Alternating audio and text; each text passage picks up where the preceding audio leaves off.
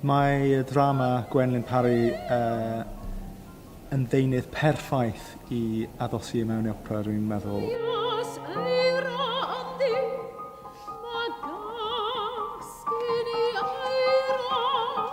Mae libretto Gwyneth yn arbennig o faes Drolgar.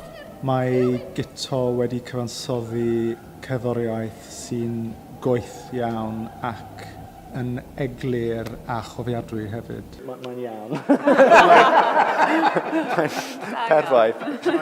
Dim angen i newid o gwbl. Dwi'n wedi perfformio darnau mewn sail iaith wrth gwrs, yn Almaeneg, Eidaleg, Ffrangeg, hyd yn oed yn Iseldireg, ond mae arwain opera yn y Gymraeg yn profiad newydd i fi. See? Tell me if you think this is too slow. I don't. I like it.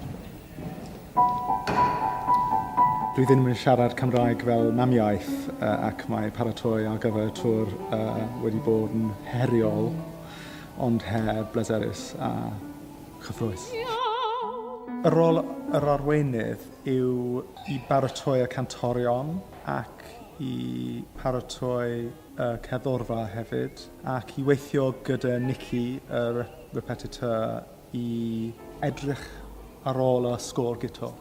Yn Saesneg, to police the score.